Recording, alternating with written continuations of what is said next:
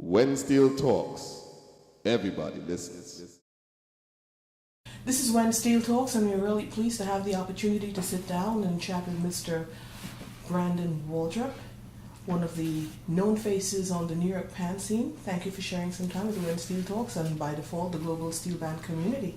Thank you. I appreciate you for having me here. Okay, it's going to be good. So tell us, who is Brandon Waldrop? Well, I was born and raised in Trinidad until I was 9 years old, and I didn't really know about the pan world like that until I really grew older, probably like 15 years. That's when I actually got And into you were this. here by this? Yeah, I was In New here. York. So when I was 9 years old, I moved to New York, and I've been here since then. Okay, and what really got you involved? Because yes, you knew, of course, pan, you were from Trinidad, Yep. but now you're here, you're in a different environment. What has it led you to, forge a path, even remotely connected with pan?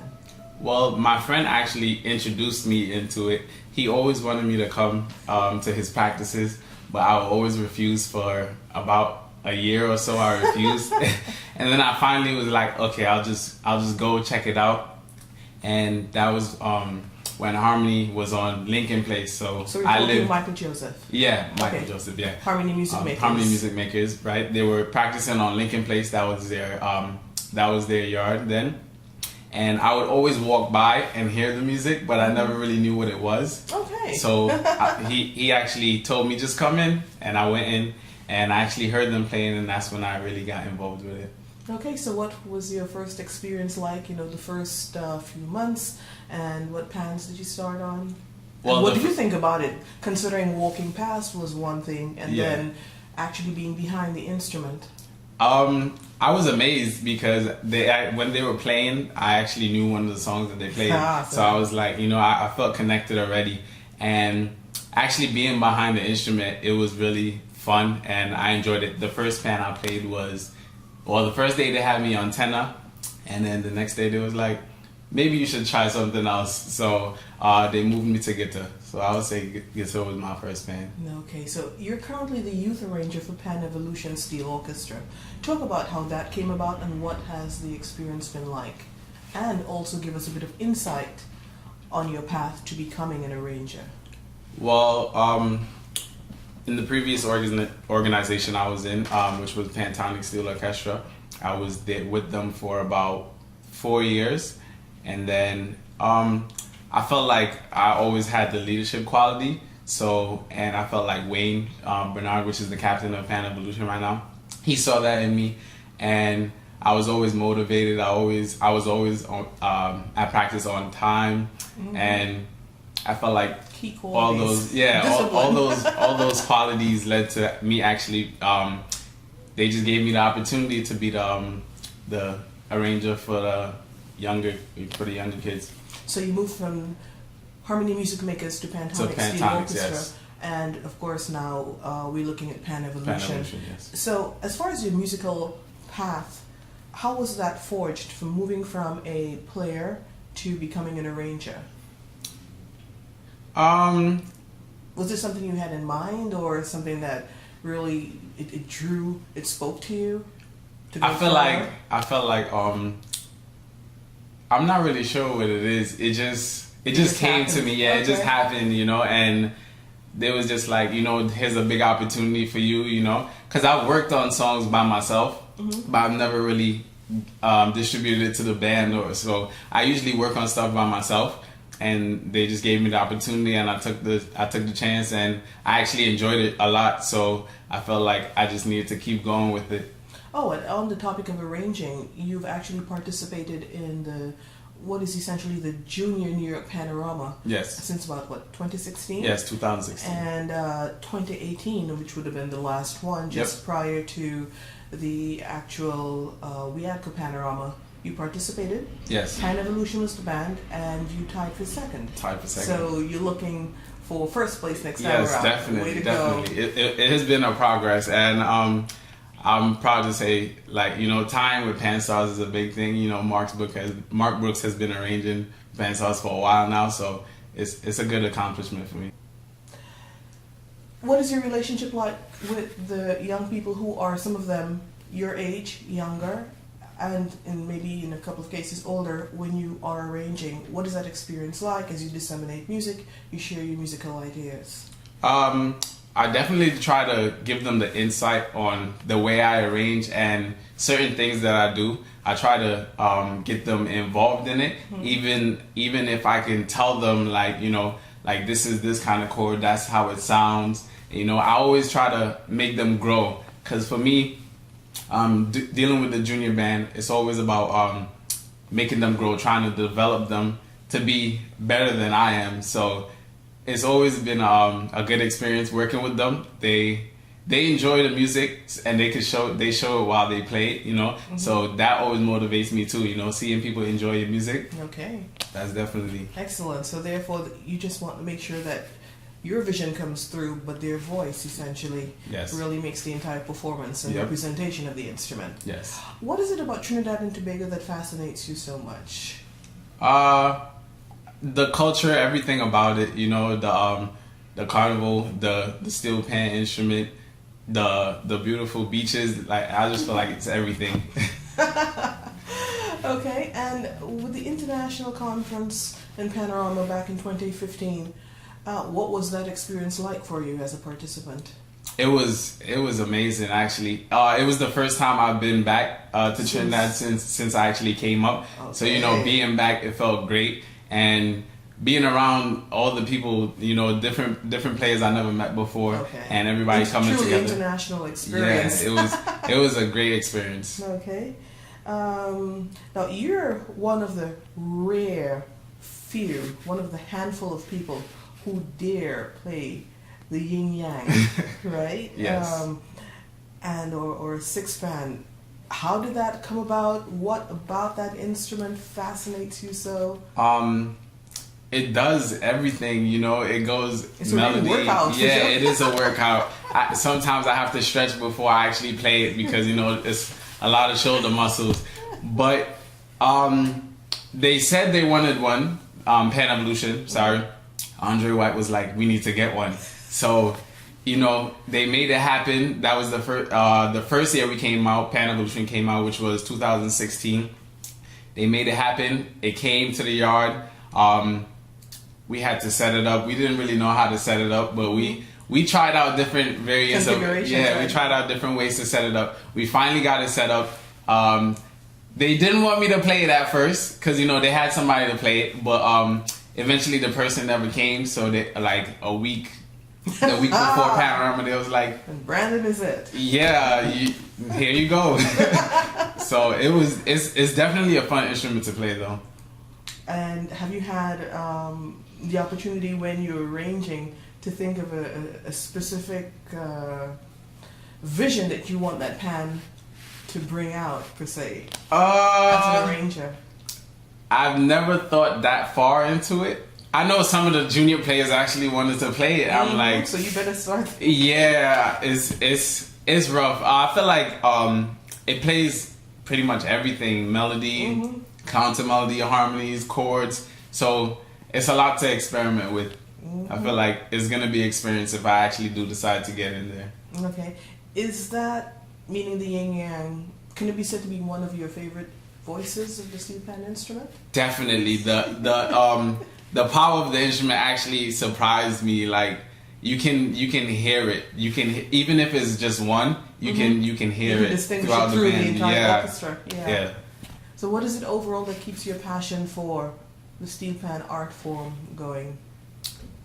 Just the vibes it gives off. You know, the way some of the solos actually, you know, bring out the music, bring out the solos, and just the love for playing the instrument. I just love playing the instrument, and also arranging too. You know, it gives the feeling to me. You know, it's a positive feeling, and also arranging. I feel like just dealing with music on a whole, everybody just feels the vibe. It's a positive vibe. So describe your particular arranging style, per se. I'm still working on it. I feel like I haven't been, you know, that much in tune, but for me, I feel like everything is based on the song that you pick. You know, I really try to get as much as I can out of that specific song. So for me, I always try to take certain parts of the song and break it up and then add certain elements that I would like to it. So that's my approach on arranging. Okay. Who and what are some of your favorite, or should I say your key influences? Definitely Andre White. I feel like Andre Mr. White. Andre White. Yeah. Okay. Because I mean, he's around so much, and even at practice sometimes, it's just the way he practices, how hard he explained he practiced, and the things that he do.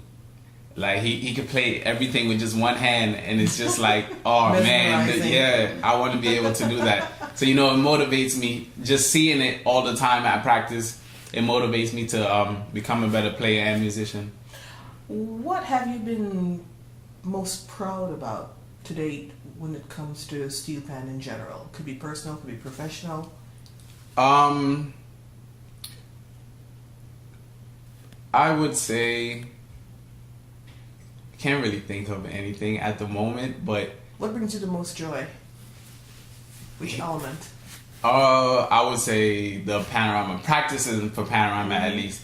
You know, like the 100 band players, 100 players in a band. You can see the different sections just having fun together. You know, sharing experiences, and it's definitely the practices. I would say the practices leading up to panorama is definitely the best thing. Is there anything that kind of like concerns you regarding pan, or anything that disappoints you? I would say that the lack of preparation the year it actually rained out. I believe that was 2017. Yeah. I feel like it should have had more things in place that shouldn't have led to there not being a panorama. You know, I'm not sure exactly what, but it should have had backup plans ahead of time. You know, and even the thing that bands not getting paid on time. I feel like regular. Yeah, it's regular, but it shouldn't be that way. It definitely does concern me because I feel like things should have been in place for. This shouldn't have been happening so much because you know it's come like a natural thing now that bands doesn't get paid on time. So I feel like moving forward, we definitely need to come up with a way as a whole, you know, to come up with a way to actually try to get the funds in on time. I know it's a process because they have so much things. Sponsors. Exactly, it's a process, but the same way big artists get paid on time, you know, I feel like bands should also get paid on time. Especially if it's in a competition environment. Yes, okay. Exactly. What else, if anything, concerns you regarding pan in general in New York? I feel like for the most part everybody's together, but there's still certain things that's happening that's like preventing everybody to fully come together. Integrate as a community. I feel like that's the only thing, you know, we all got to come to one accord and agree on one thing, you know. That's so my we're talking only about concern. Collaboration and cooperation within the art form itself. Yes, definitely. Okay. Do you play any other instrument outside pan? In high school, I mingled a little bit with keyboard. Like how you put it? Mingled a little bit with keyboard, but for me, it wasn't it. A key instrument. It's a lot. Yeah. It's a lot. You know, it's stuff like that takes a lot of practice to actually get used to. And I'm trying right now to actually learn to play drums. So okay, so you just want to get into music a bit more outside of pan. Yep, outside of pan. Yeah. What is panorama itself to you personally? To me, it's a competition. You know, it's the competitive vibes between different players and different bands. You know, the competition aspect of it is definitely a major thing, you know, because everybody wants to win. You know, 10 years playing and, you know, you haven't won, but everybody around you, all your friends are winning. So, you know, I feel like it's definitely competition. Panorama to me is a competition, but also it gives off positive vibes, you know. not year round you get to see certain people. Yeah. So you know that so the community that's the comes time. together for summer, Yep. and it culminates come Panero night. Yep. Excellent. You get to see people you haven't seen in a long time. Mm-hmm. What would be your advice to upcoming pan players who want to maybe dabble or even pursue arranging? Don't overthink. I feel like I have a problem with that. You know, to me everything has to be perfect before I move on to that. That's not overthinking. That's the way it's supposed to be. True. Certain Aim for that things constantly. Yeah, certain things for me I just overthink a lot, and that's definitely it takes me a long time to actually move on with certain parts of the song, just the overthinking. But definitely keep practicing, and don't be afraid to learn things on your own. You know, for me, I felt like it took me a long time to actually try to learn something on my own. You know, growing up playing, the arranger just gives you music and you just play it. For a long time I was just playing and not thinking like, oh, okay, well this is this, you know, musically. So I feel like definitely try to learn things on your own. Okay.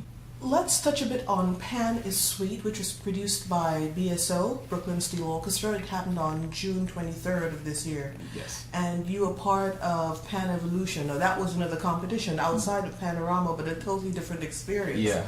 And a smaller crew, but definitely something that a lot of people are still talking about. Share this. What was that like for you, and you know, your overall thoughts on that event? I feel like that was a great event. Everything to me was it was so well thought out. The audience gave off a great vibe, you know. Leading up to it, we was just so ready for it. I felt like, and you actually won. Yeah, we were so You should say and that we won. Pan Evolution won. Pan is Sweet. Yeah, you know, we were all so in sync. Like every little movement was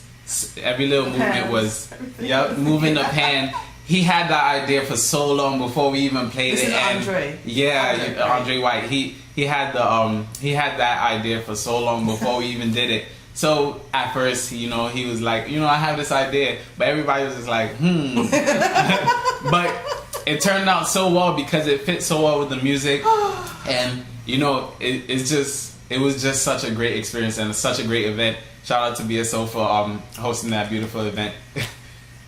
Exquisite. All right, that's pretty cool. Are you looking forward to more events like that during the year regarding Pan, especially in New York? Definitely. Hopefully I will be one of the arrangers next time. Yes, next time. But you know, in due time, I'm not rushing anything, and I'm looking forward to all the events, the new good. events. Yeah, this is good. Indeed. Well, Brandon, this has been really overdue. Yeah. We have been trying to pull you in and really get with you and sit down and have a chat, and we're really, you know, happy that we finally found time. Thank you for sharing with When Steel Talks. Thank you for having me. And Appreciate all it. the best. Thank you.